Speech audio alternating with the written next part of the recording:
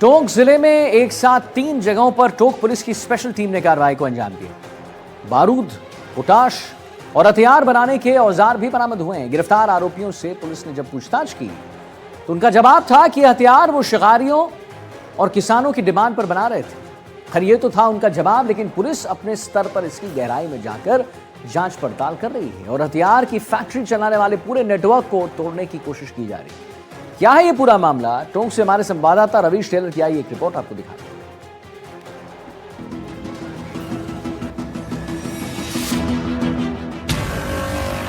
टोंक में अवैध हथियार का कारखाना, पुलिस की स्पेशल टीम की कार्रवाई, पोटाश के साथ मिला तलवार, कहां से आया भारी मात्रा में बारूद। टोंक जिले में एक साथ 3 जगहों पर टोंक पुलिस की स्पेशल टीम यानी कि डीएसटी ने कार्रवाई की है। बारूद से लेकर पोटाश के साथ हथियार बनाने के औजार और पुर्जों के साथ तलवारें और दूसरे हथियार बरामद हुए हैं। इस मामले में पुलिस ने 3 लोगों को गिरफ्तार किया है। इसे लेकर टोंक डीएसपी मृत्युंजय मिश्रा ने कहा कि 3 अलग अलग जगहों पर कार्रवाई की गई है। इनमें 3 लोगों को गिरफ्तार किया गया है। पुलिस इस मामले की जांच कर रही है और इस जवाब को तलाशने की कोशिश कर रही है कि ये अपराधी कहां से सामान लाते थे और किस किस लोगों को इन्होंने हथियार बेचे हैं। लेकिन अब तक यही बात सामने आई है कि ये लोग शिकारियों और खेतों की रखवाली करने वालों को हथियार देते थे और उनकी डिमांड के हिसाब से हथियार और गोला बारूद उन्हें सप्लाई करते थे। इसके बाद भी पुलिस सभी पहलुओं की जांच कर रही है। पकड़े गए तीनों आरोपियों से 3,03,000 रुपए भी बरामद हुए हैं। टोंक जिले में मिला है बारूद, पोटाश, छर्रे, हथियार बनाने के सामान। जी हाँ, डीएसटी ने जिस तरह कार्रवाई की है उस कार्रवाई के दौरान 53 किलो बारूद मिलने के साथ ही पोटाश का मिलना और साथ ही छर्रों के साथ ही हथियार यानी कि टोपीदार बंदूक कहें, एयरगन कहें, शिकारियों के काम आने वाले अन्य जो हथियार बनते हैं वो सब बन रहे थे इन 2 कारखानों में, जो कि घरों में टोंक और देवली में संचालित है। राजस्थान के संवेदनशील जिलों में शामिल टोंक में 31 दिसंबर को 150 किलो अमोनियम नाइट्रेट मिला था, जिसकी जांच और खुलासे अभी तक पूरे नहीं हुए थे। और इसी बीच टोंक और देवली में पुलिस की कार्रवाई हुई है। 3 जगहों पर स्पेशल टीम की छापेमारी हुई है। बारूद और पोटाश के साथ 6 तलवारें बरामद हुई हैं। भारी मात्रा में बारूद, अवैध हथियारों के पुर्जे जब्त किए गए हैं। साथ ही 3 लोगों को पुलिस ने गिरफ्तार किया है। अब टोंक पुलिस पकड़े गए लोगों से बारूद की सप्लाई और अवैध हथियारों की बिक्री को लेकर पूछताछ में जुटी है। लेकिन सबके मन में यही सवाल है कि आखिर इतनी आसानी से कैसे अमोनियम नाइट्रेट और बारूद लोगों के पास पहुंच रहे हैं।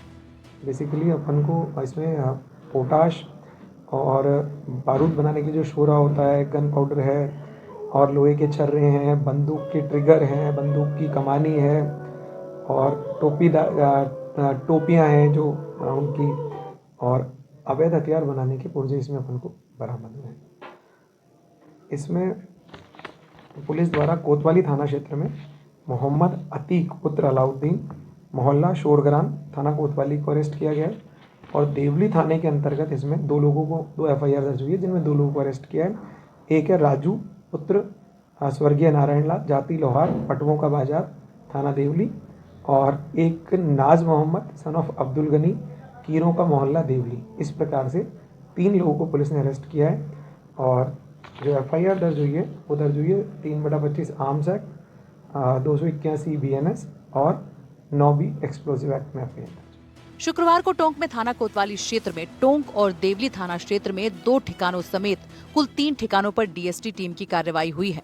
अवैध हथियार बनाने का कारखाना पकड़ने के साथ ही बारूद और पोटाश के साथ 2 लोगों को गिरफ्तार किया गया है और मौके से 6 तलवारें और भारी मात्रा में अवैध हथियारों के पुर्जे जब्त किए गए हैं। इनमें बड़ी मात्रा में बारूद, पोटाश, बारूद बनाने का शोरा, गन चाप, व्हाइट गन पाउडर, लोहे के छर्रे, बंदूक के ट्रिगर, बंदूक कबानी, भारी मात्रा में टोपीदार बंदूकें, अवैध हथियार बनाने के पुर्जे जब्त किए गए हैं। टोंक शहर के बीचों बीच छापेमारी में असलाहे मिले हैं। इनमें बंदूक में इस्तेमाल होने वाले छर्रे करीब 2.5 किलो, जिनकी संख्या 400 बताई जा रही है। गन पाउडर करीब 32 किलो मिले हैं। पोटाश 32 किलो, बारूद बनाने का शौरा 55 किलो, सफेद गन पाउडर बारूद 44 किलो, कॉर्डेक्स वायर 200, एक एयर गन। मौके से आरोपी मोहम्मद अतीक को गिरफ्तार किया गया है। देवली में छापेमारी के दौरान मिले सामान की बात करें तो बंदूक ट्रिगर 26, बंदूक प्लेट 35, बंदूक मक्खी 163, बंदूक टोपी 840, गन पाउडर बारूद करीब 21 किलो, बंदूक कबानी 21, 1 नाली बंदूक, 2 नाली बंदूक और 6 तलवारें जब्त की गई हैं। खरीद फरोख्त के लिए 3,03,050 रुपए भी जब्त किए गए हैं। यहाँ से आरोपी राजू को पटवा बाजार से गिरफ्तार किया गया है। डीएसटी प्रभारी बताते हैं कि प्रारंभिक तौर पर आरोपियों ने जानवरों के शिकार के लिए ये हथियार बनाने की बात बताई है, लेकिन आपराधिक प्रवृत्ति के लोग इन्हें खरीद कर अपराध में भी काम लेने से इनकार नहीं किया जा सकता। टीम ने कार्रवाई के बाद आरोपियों के पास से जब्त सामग्री, हथियारों को संबंधित थाना पुलिस को आगे की कार्रवाई के लिए सौंप दिया है। क्या आग के ढेर पर टोंक है? संवेदनशील होने के बाद पुलिस भले ही ये कह दे कि हाँ, ये सामान जो था जानवर भगाने के काम में आता था, लेकिन यही सामान, यही असला अगर किसी गलत हाथ में पहुंच जाए तो अंजाम क्या हो। अतीत में घटी घटनाओं में साफ तौर पर देखने को मिला है कि जिस तरह अमोनियम नाइट्रेट का लाल किले वाली घटना में इस्तेमाल हुआ, जयपुर सीरियल ब्लास्ट में बारूद, छर्रे, कीले मिले थे बाद में विस्फोटक क्षमता बढ़ाने के लिए। तो बड़े सवाल, सुलगते सवाल यही है कि आखिर जो है कहाँ से आता है बारूद, कहाँ से आते हैं अमोनियम नाइट्रेट, और ये इतनी आसानी से जो है ऐसे लोगों के हाथों में कैसे पहुंच जाते हैं। टोंक जिले में पिछले एक पखवाड़े में अमोनियम नाइट्रेट और अवैध बारूद और पोटाश मिलने की कार्रवाई के बीच सबसे बड़ा सवाल ये है कि आखिर टोंक में कहीं कोई और बड़ी साजिश तो नहीं रची जा रही। आखिर कहां से और कैसे ये असलाहे, हथियार बनाने के कारखाने संचालित हो रहे हैं, और ये सब कब से हो रहा है? क्या टोंक में हथियार आसानी से उपलब्ध होते रहे हैं?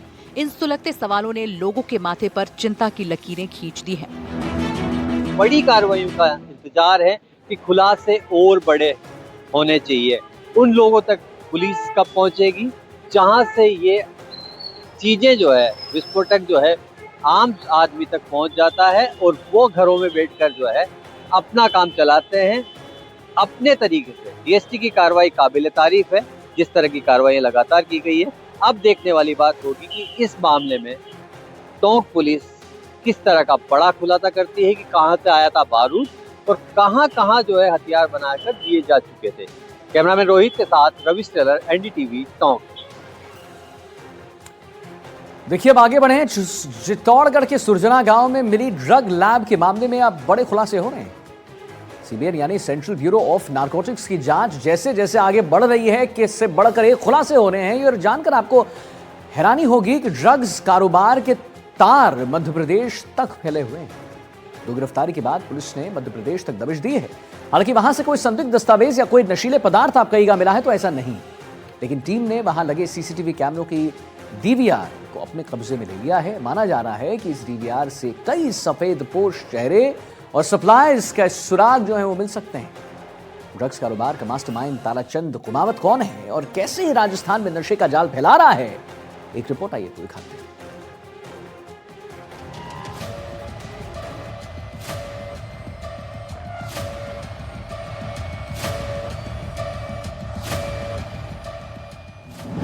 ड्रग्स तस्करी का भंडाफोड़। चित्तौड़गढ़ में ड्रग्स लैब का खुलासा। राजस्थान से लेकर मध्य प्रदेश तक दबिश। सीबीएन की जांच में और क्या हुए खुलासे। चित्तौड़गढ़ के सुरजना गांव में मिली ड्रग्स लैब के मामले में अब बड़े खुलासे हो रहे हैं। सीबीएन यानी कि सेंट्रल ब्यूरो ऑफ नारकोटिक्स की जांच जैसे जैसे आगे बढ़ रही है, इस काले कारोबार की जड़ें उतनी ही गहरी नजर आ रही हैं। 2 गिरफ्तारियों के बाद अब टीमों ने मास्टरमाइंड की तलाश में मध्य प्रदेश तक दबिश दी है। सोनू सिंह उर्फ अकबर ने बताया कि ड्रग्स कारोबार का मास्टरमाइंड ताराचंद कुमावत है। मंदसौर और भिलियाखेड़ी में ताराचंद के ठिकानों पर ताले लगे मिले। सीबीएन ने ताला तोड़कर मकान की तलाशी ली। टीम ने मानपुरा में सत्यनारायण कुमावत के घर पर भी दबिश दी और यहाँ पर लगे सीसीटीवी कैमरे का डीवीआर जब्त किया है। जीवों का खेड़ा करके एक गांव है जहां पर हमने रेड करी और एक बहुत बड़ी रेड थी। इसकी शुरुआत यहाँ से हुई कि कोतवाली के अंतर्गत हमने कुछ मुलजिम पकड़े जिनके पास में एमडी नामक ड्रग्स मिली। तो उन घरों पर रेड करने के दौरान हमें ये जान के बड़ा आश्चर्य हुआ कि वो पूरा जो घर है उसमें बहुत सारे तरह तरह के औजार हैं और करीब 14-15 लाख रुपए कैश मिला, नोट गिनने की मशीनें मिली, बहुत सारा केमिकल मिला जो एमडी ड्रग्स को बनाने में, स्मैक बनाने में काम में लिया जाता है। चित्तौड़गढ़ का सुरजना गांव जो 5-6 दिन पहले तक एक शांत इलाका था, आज देश भर की नारकोटिक्स टीमों की रडार पर है। सीबीएन की कार्रवाई में पकड़े गए आरोपी सोनू सिंह उर्फ अकबर ने पूछताछ में जिस नाम का खुलासा किया है, उसने अधिकारियों के होश उड़ा दिए हैं। पहाड़ियों पर पुलिस की हलचल देखने के लिए ड्रोन का इस्तेमाल कर रहे थे। छापेमारी में 14,16,950 रुपए नकद बरामद हुए हैं। 33 मोबाइल फोन और 4 लैपटॉप भी पुलिस ने जब्त किए हैं। एसिटिक एसिड, सोडियम कार्बोनेट और एसिटाइल क्लोराइड जैसे खतरनाक रसायनों का जखीरा भी जब्त किया है। एमडी बनाने का कच्चा माल जब्त हुआ है। भारी मात्रा में तैयार ड्रग्स जब्त हुए हैं। लग्जरी क्रेटा कार बरामद हुई है। 2 स्पोर्ट्स बाइक, वाहन नंबर पंचिंग मशीन, मास्क और रेस्पिरेटर सेट भी मिले हैं। इस पूरी लैब का असली मास्टरमाइंड ताराचंद कुमावत बताया जा रहा है। ताराचंद, जो मूल रूप से मध्य प्रदेश के मंदसौर का रहने वाला है, पिछले 6 महीने से चित्तौड़गढ़ के भिल्लियाखेड़ी और सुरजना क्षेत्र में सक्रिय था। इस समय अगर अलग अलग तरीके से देखा जाए तो इसमें अलग अलग मात्रा की अवैध सामग्री है। इसमें स्मैक है और स्मैक और मादक पदार्थों के अंदर जो कुछ एडिशन किया जाता है उसको टांका बोलते हैं, वो है। देशी शराब है जो करीब 2.7 लीटर्स है और अल्फाबेट और जो नंबर्स की पंचिंग मशीन है जिससे वाहनों को अवैध बना के उस पे नंबर पंच करके, ये बहुत ही इंपॉर्टेंट क्लू है। इसके अलावा एक नोट गिनने की मशीन मिली है और जो एमडी में कच्चा माल प्रयुक्त होता है जैसे acetic acid, sodium carbonate, washing soda और विभिन्न प्रकार के केमिकल्स हैं, वो मिले हैं। हमें लैपटॉप मिले हैं, मोबाइल्स मिले हैं, कैमरा मिला है और सबसे इंटरेस्टिंग बात यह है कि यहाँ पर एक ड्रोन मिला है। ये ड्रोन ये लोग इस इलाके में रेड की सर्वेलेंस के रूप में इसको यूज किया करते थे और ये एक पहाड़ी के पास में एक घर और वहां पर एक क्लस्टर ऑफ हाउसेस हैं, उसमें मिला है। जब सीबीएन की टीम उसके ठिकानों पर पहुंची तो वहां ताले लगे मिले। टीम ने गवाहों की मौजूदगी में घर का ताला तोड़ा, जहां से कई संदिग्ध दस्तावेज बरामद हुए हैं। जांच की आंच अब ताराचंद के रिश्तेदारों तक भी पहुंच गई है। मानपुरा निवासी सत्यनारायण कुमावत के घर की भी तलाशी ली गई। हालांकि वहां से कोई संदिग्ध दस्तावेज या कोई नशीला पदार्थ नहीं मिला, लेकिन टीम ने वहां लगे सीसीटीवी कैमरों की डीवीआर को अपने कब्जे में ले लिया है। माना जा रहा है कि इस डीवीआर से कई सफेद पोश चेहरों और सप्लायर्स के सुराग मिल सकते हैं। इस मामले में मकान मालिक मांगीलाल धाकड़ से भी लगातार पूछताछ जारी है। आखिर एक रिहायशी इलाके के पास इतनी बड़ी लैब कैसे चल रही थी? आपको बता दें कि सुरजना गांव में 4-5 दिन पहले सीबीएन की टीम ने कार्रवाई की थी और बड़े मौके से एक लैब जिसमें ड्रग्स बनाया जाता है वो पकड़ी थी। इसके साथ ही मकान मालिक और एक संचालन करने वाला सोनू उर्फ अकबर को भी गिरफ्तार किया था। लगातार इनसे पूछताछ जारी है और अन्य इस मामले में अन्य आरोपियों को पकड़ के लिए भी सीबीएन की टीमें दबिश दे रही है। सीबीएन का मानना है कि ताराचंद के तार एमपी के बड़े ड्रग माफिया से जुड़े हैं। ये लैब महज एक शुरुआत है। इसकी परतों के पीछे कई बड़े नाम सामने आने बाकी है। मास्टरमाइंड ताराचंद का साथी सत्यनारायण भी गायब है, जिससे उसकी भूमिका भी संदिग्ध मानी जा रही है। सीबीएन की टीमें राजस्थान और मध्य प्रदेश के अलग अलग ठिकानों पर लगातार छापेमारी कर रही है। कुख्यात गैंगस्टर रोहित गोदारा और रोहित स्वामी, जिसने पूरे राजस्थान में व्यापारियों के नाक में दम कर रखा है, विदेश में बैठकर अपने गुर्गों के जरिए वो व्यापारियों को धमकाता है। उसने रंगदारी मांगने की जो कवायद है वो तेज कर दी है और पैसे नहीं देने पर कई बार वो व्यापारी को जान से मरवा भी देता है। रोहित गोदारा के इस आतंक को खत्म करने के लिए श्रीगंगानगर पुलिस ने ऐतिहासिक कानूनी कार्रवाई की है और अब वो चाहे विदेश में बैठा हो या फिर कहीं भी बैठा हो, 19 जनवरी तक अगर उसने खुद को सरेंडर नहीं किया तो उसके खिलाफ ट्रायल चलाया जाएगा और फिर सजा का ऐलान भी होगा। श्रीगंगानगर से एक हमारी खास रिपोर्ट आई आपको।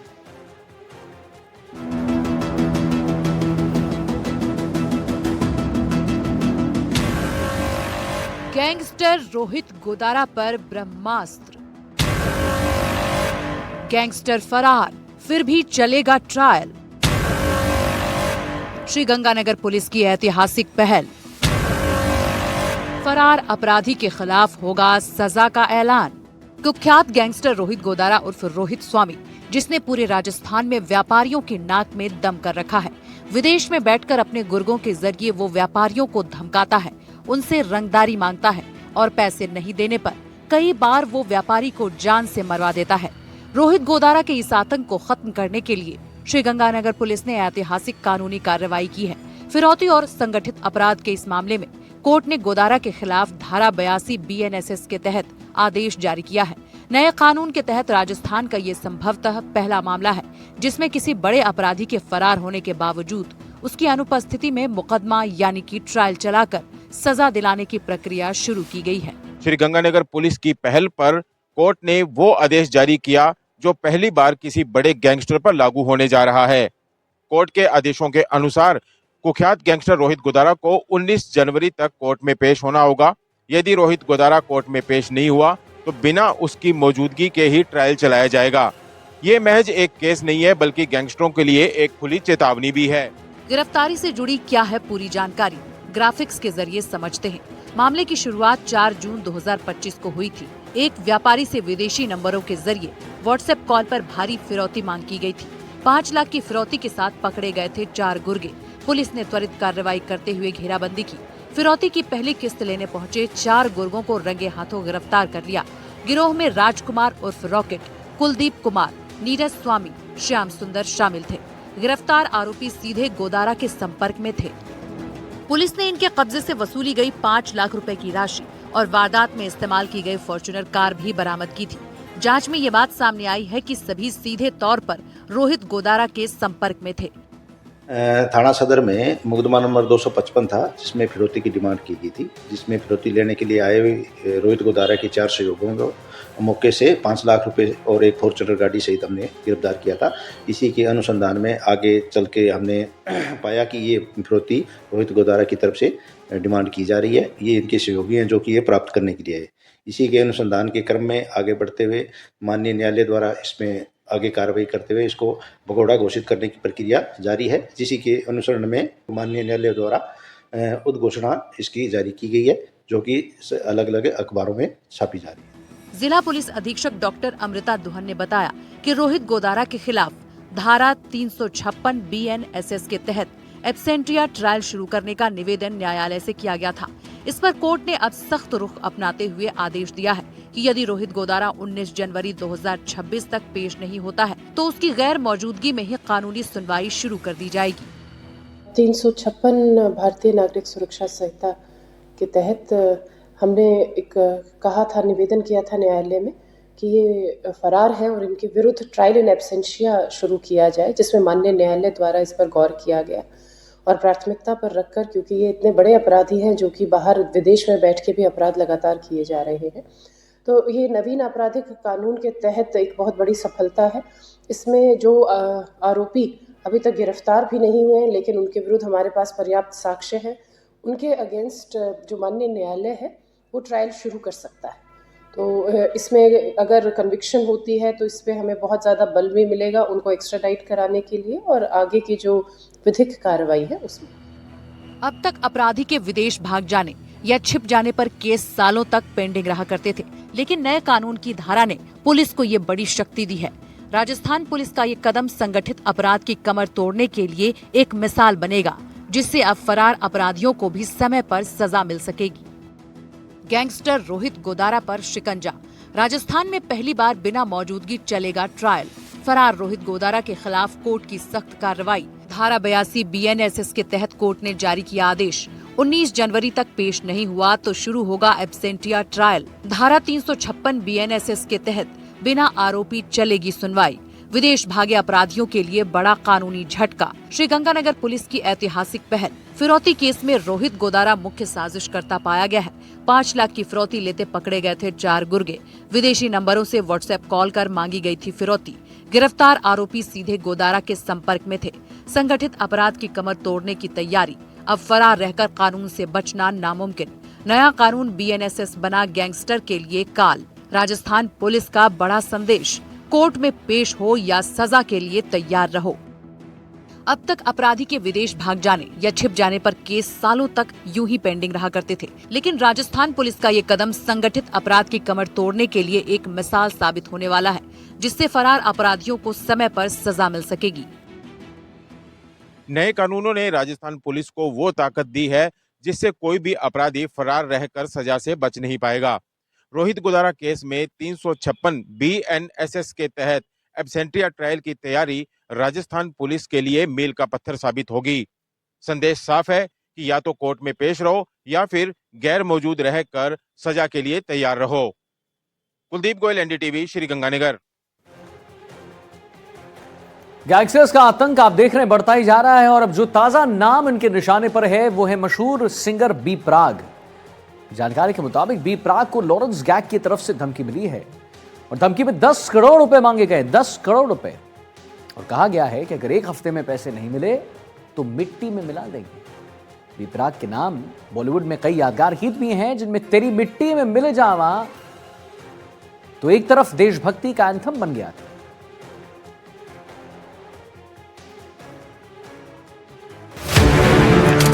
को मैसेज लगा देना, 10 करोड़ रुपए चाहिए।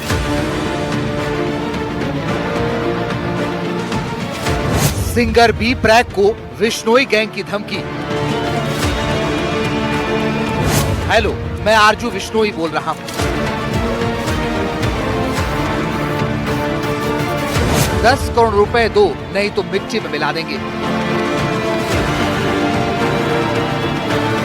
एपी ढिल्लो और हनी सिंह जैसे हस्तियों के बाद अब मन भरिया गाने के सिंगर बी प्राक को लॉरेंस विश्नोई गैंग की तरफ से धमकी मिली है। फोन पर उनसे फिरौती की रकम मांगी गई है, वो भी 10 करोड़ रुपए। जी हां, 10 करोड़ रुपए। विश्नोई गैंग की तरफ से ये फोन बी प्राक को नहीं बल्कि उनके करीबी दोस्त और सिंगर दिलनूर को किया गया। लगातार धमकी भरे फोन आने के बाद सिंगर ने मोहाली में शिकायत दर्ज करवाई। फोन पर कहा गया, हेलो, आरजू विश्नोई बोल रहा हूँ, उसको बी प्राक को बोल देना कि मुझे 10 करोड़ रुपए चाहिए, उसके पास एक हफ्ते का टाइम है। हेलो, आरजू विश्नोई बोल रहा हूँ, ठीक है, उसको बी प्राक को मैसेज लगा देना, 10 करोड़ रुपए चाहिए, तेरे पास एक हफ्ते का टाइम है। जिस मर्जी कंट्री में चला जा, जहाँ भी आस पास वाले उसके साथ वाला कोई भी मिल गया ना, ठीक है, नुकसान कर देंगे। यार इसको फेक कॉल मत समझना, ठीक है, मिलके चलेगा, ठीक है, नहीं उसको बोल मिट्टी में मिला देंगे। पिछले कुछ सालों में लॉरेंस विश्नोई गैंग ने एंटरटेनमेंट इंडस्ट्री के कई सितारों को निशाना बनाया है, जिसमें विशेष रूप से पंजाबी गायक शामिल हैं। सिद्धू मूसेवाला की हत्या की जिम्मेदारी लेने के बाद ये गैंग हनी सिंह, एपी ढिल्लो और मनकीरत औलख जैसे कई बड़े सिंगर्स, रैपर और कलाकारों को नुकसान पहुँचाने की धमकियाँ दे चुका है। अब विश्नोई गैंग के निशाने पर पंजाब के मशहूर सिंगर बी प्राक आए हैं। पंजाबी गायक दिलनूर को विदेशी नंबर से एक धमकी भरा फोन आया था। इस घटना के बाद उन्होंने मोहाली पुलिस स्टेशन में आधिकारिक शिकायत दर्ज करवाई है। उनकी शिकायत के मुताबिक जिस शख्स ने उन्हें फोन किया था उसने अपना नाम आरजू विश्नोई बताया था और दिलनूर को कहा था कि वो पंजाबी सिंगर बी प्राक को 10 करोड़ रुपए फिरौती की रकम देने के मैसेज दे दे। बी प्राक को कह रहे धमकी मिली है, उसमें क्या इन्वेस्टिगेशन चल रही है? मैं अभी बता रहा हूँ, उन्होंने जो है कल ये आई थी जो आप कह रहे हैं, उनकी कंप्लेंट भी दी है, तो उसमें हम FIR रजिस्टर करके जिस नंबर से धमकी आई है उसके ऊपर वर्कआउट करके आगे उसको ट्रेस करने की कोशिश की जाएगी। काफी ज्यादा पैसे मांगे गए हैं, 10 करोड़ के चलो पैसे तो उन्होंने मांगते ही है। बी प्राक कौन है, आपको विस्तार से बताते हैं। मशहूर पंजाबी सिंगर, बॉलीवुड में भी काम करते हैं। असली नाम प्रतीक बच्चन है। पिता वरिंदर बच्चन भी कंपोजर थे। 2019 में तेरी मिट्टी गाने से बॉलीवुड में डेब्यू। तेरी मिट्टी एक हिट गाना बना, दर्द भरे और भावनात्मक गानों के लिए लोकप्रिय है। आपको बी प्राक के कुछ मशहूर गानों के बारे में बताते हैं। तेरी मिट्टी, मन भरिया, किस्मत, पछताओगे, फिलहाल, यानी जिस गायक ने तेरी मिट्टी नाम का हिट गाना दिया है उसे मिट्टी में मिलाने की धमकी दी गई है। आरजू विश्नोई लॉरेंस विश्नोई गैंग का एक नामी गैंगस्टर है और इससे पहले भी कई लोगों को रंगदारी वसूलने के लिए धमकियां दे चुका है। उसके सोशल मीडिया पोस्ट भी अक्सर आते रहते हैं। फिलहाल बी प्राक को धमकी देने के मामले की जांच जारी है। नई दिल्ली से मुकेश सिंह सेंगर, NDTV इंडिया। तो फिलहाल हथकड़ी में इतना ही। तब तक के लिए आप सतर्क रहिए और देखते रहिए NDTV राजस्थान पर हमारी खास पेशकश हथकड़ी। नमस्कार।